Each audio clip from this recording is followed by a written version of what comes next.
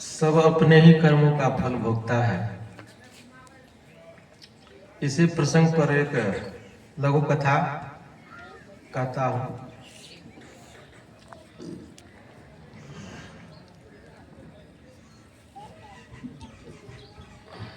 एक धनी आदमी के लड़का का शादी होकर के आया था।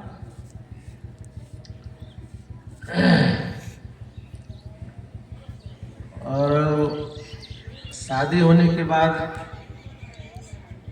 लड़की आई ससुराल। ससुराल आई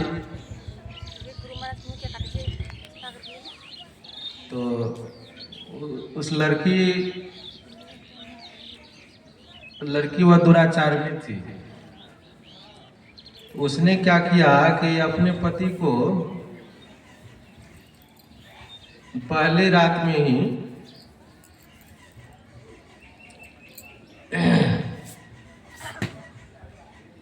वो जो देखा कि वो दीवार पर तलवार लटका हुआ था, तो तलवार को वो उठाया।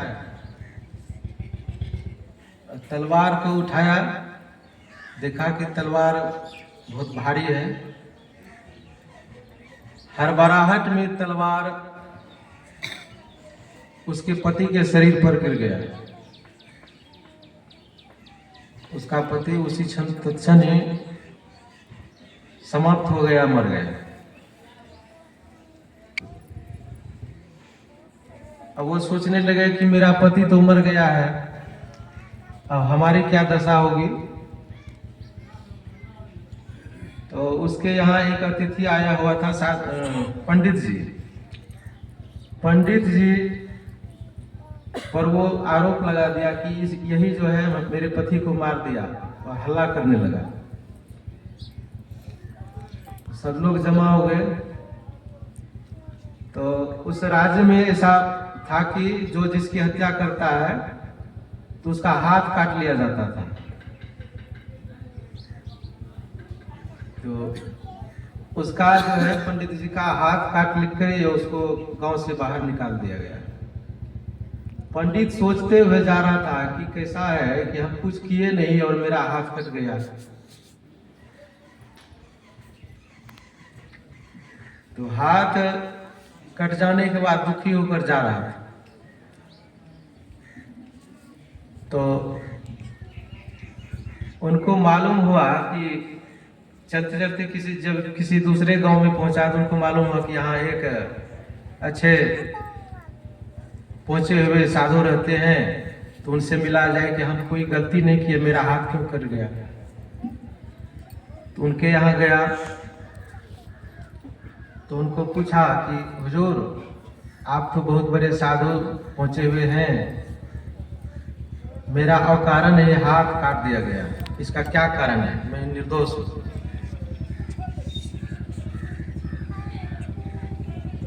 तो उसने कहा कि आप पहले के जन्मों में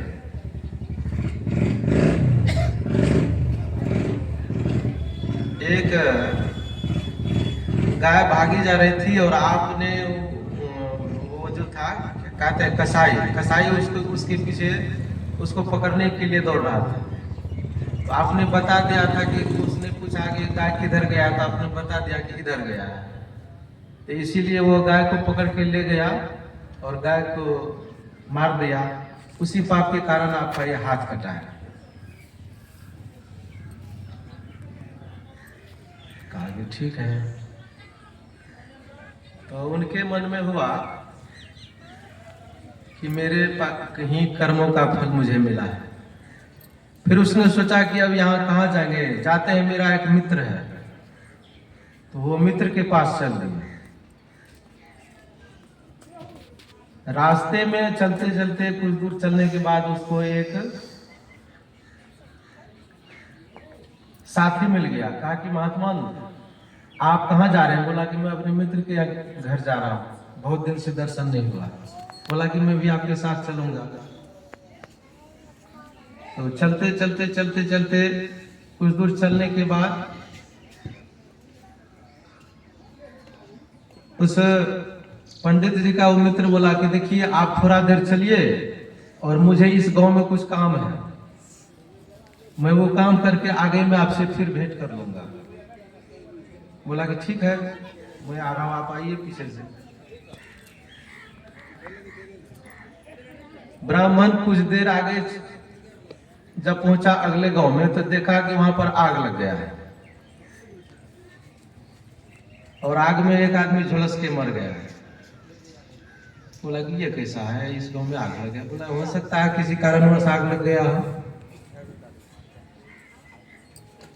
फिर वो पंडित जी आगे बढ़ा, आगे में उसको फिर वही आदमी मिल गया।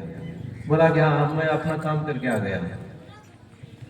फिर दूसरे गांव में घुसा तो गांव में घुसने से पहले बोला कि मुझे इस गांव में भी कुछ काम है, आप चलिए मैं आगे आपको मिल जाऊंगा। उस गांव में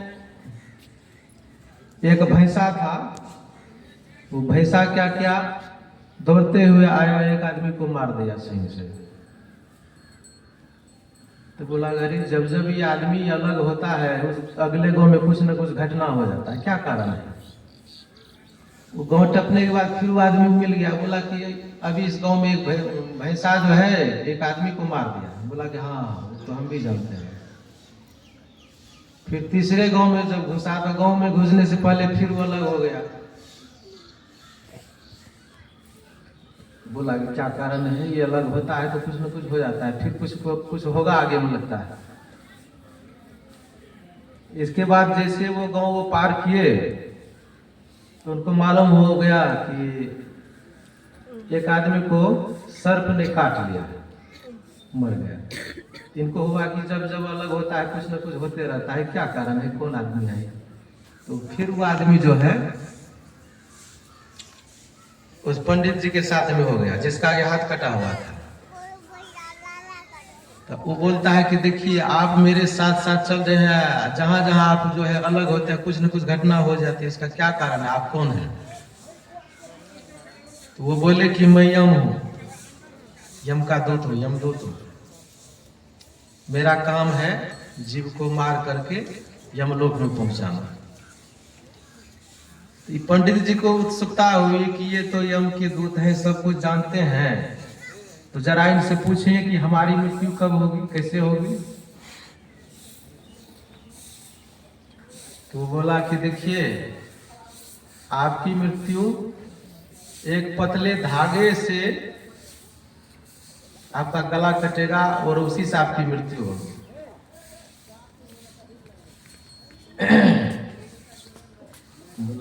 पतले धागे में से तो इतना वजन उठा सकेगा पतला गला, कैसे कि मेरा गला काटेगा। बोला कि नहीं आपके पतले धागे से आपकी मृत्यु होगी। वो जा रहा था मित्र के पास, बोला क्या कि आप ही के कारण, आप जिस मित्र को मिलने के लिए जा रहे हैं उसी मित्र की मृत्यु आपके ही कारण होगी। बोला अरे मेरे कारण मेरी मृत्यु क्यों होगी। बोला कि चल जाते हैं पहले मित्र का दर्शन कर लेंगे। चलते चलते चलते चलते जा रहे हैं, वहां से वो आदमी अलग हो गए यमदूत। तो पंडित जी सोचते कि अब मित्र की बोला है मृत्यु हो जाएगी, जाते हैं पहले दर्शन कर लेंगे, हो सकता है कब मृत्यु हो जाए। तो पंडित जी जब उस गांव पहुंचे तो देखा उस गांव में आग लग गया है। मित्र के घर गया तो मित्र है ही नहीं। बोला कि मित्र मेरा कहाँ है, लोगों से पूछा तो बोला कि आपका मित्र जो है ना, जिधर से आप आ रहे हैं उधर ही के गांव गया है। बोला कि तब तक लौट गया वहां से। बोला कि जाते हैं उधर से आता हुआ तो भेंट हो जाएगी। तो उधर से जो उसका मित्र था वो पहले देख लिया था कि मेरा मित्र जा रहा है मेरे घर मेरा भेंट करने के लिए, लेकिन वो क्या था, मुंह में आवाज नहीं था, लंगड़ा था। वो गाड़ी नहीं होता ऐसे ठेला गाड़ी चलने वाला, चक्का रहता है चाहे तो उस पर बैठ करके ऐसे ऐसे हाथ कर रहा था। तो वो जो देखा था कि मेरा मित्र जा रहा है मुझसे मिलने, तो सोचा मैं तो इस घर में हूँ, इस गांव में हूँ, और मेरा मित्र जाएगा फिर वहां तक मुझको नहीं देखेगा तो किससे भेंट करेगा, फिर किधर चला जाएगा। बहुत दिन से भेंट नहीं हुआ। इतना तेजी से वो जो है चलाता था वो गाड़ी, परेशान हो गया। अब मित्र जो उधर से घूम के आ रहा था तो उसको देखा कि वो भी देखा मेरा मित्र आ रहा है, इधर भी देख लिया कि आ रहा है, जा रहे हैं हम। तो इतना तेजी से जा रहा था मित्र के पास, इतना परेशान हो गया कि उसका सांसें फूल गया, वही मर गया। बोला कि गजबी हाल है, मित्र से भेंट हुआ मर गया, ये तो हमारा दर्शन से गड़बड़ हो गया। तो मित्र मर गया तो उसका संस्कार करके वो चला गया अपने राज्य में। तो अपने जिस राज्य में वो आया था, जहां उसका घर था, उस राज्य के राजा को बोला कि देखिए हमारी मृत्यु होगी पतले धागे से। तो बोला कि पतला धागा से होगा? बोला हाँ। तो कहा ठीक है, आपको यहाँ रहिए आप, और इसी राज्य में न होगी? कहा कि नहीं, इस राज्य में नहीं होगी, दूसरे राज्य में होगी। बोला कि आप यहीं रहिए मेरे महल में, आपको खाना खर्चा रहने होने का सारा व्यवस्था हम कर देता हूँ अपने महल में, कोई आपको कुछ नहीं कहेगा। तो पंडित जी उसी राजा के महल में रहने लगा, शुरू में सब व्यवस्था उसका हो गया। एक रात क्या हुआ कि वो पंडित को रात में नींद खुला, और नींद खुल गया तो वो क्या किया, जाके घुड़साल चला गया, घुड़साल से घोड़ा को खोला, और घोड़ा खोला उस पर बैठ गया। और बैठने के बाद घोड़ा इतना तेजी से उड़ा के दूसरे राज्य में जाकर के वो रुका, राजा के महल में, दूसरे राज्य के राजा के महल में। उस घोड़ा पर से उतर गया, और महल में राजा रानी दोनों सोए हुए। वो क्या उसके रानी के बगल में जाकर वो भी सो गया।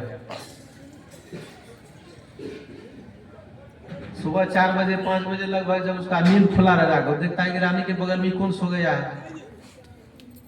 उनको बहुत क्रोध आ गया। दरबारी को बुलाया, सैनिक सबको बुला के इसको पकड़ के ले जाओ और काल कोठरी में दे दो,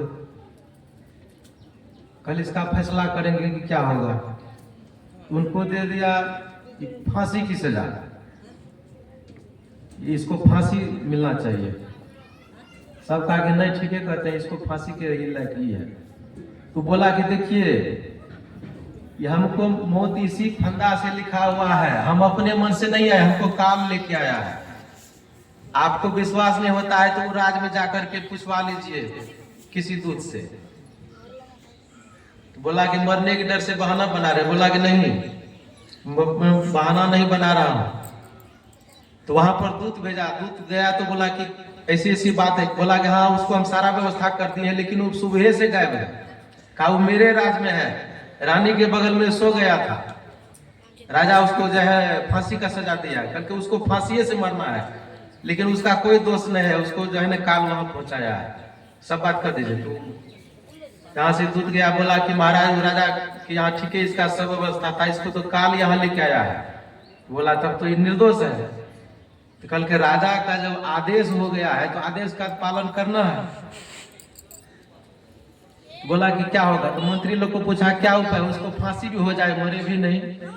बोला कि ठीक है। तो मंत्री बोला कि देखिए हुजूर, एक पतला धागा जो है ना, उसमें इसके गला में रस्सी लगा दीजिए, पतला धागा बांध दीजिए गला में, उसको टांग दीजिए बेंच पर खड़ा करके। इसको खींच लीजिए, अथी हटा देगा तो धागा टूट जाएगा, इसका गला नहीं दबेगा। बोला कि हाँ ठीक रहेगा, फांसी भी हो जाएगी, मरेगा भी नहीं। तो उसको क्या क्या एक पतला सा धागा गला में लगा करके टांग दिया। अब बोला कि बेंच को या टेबल को हटा लगे तो गिर जाएगा, डोरी टूट जाएगा। तो हुआ क्या कि काल का तो जो है काम करना था, इतना पतला धागा दिया कि जल्दी टूट जाए, नायलॉन का।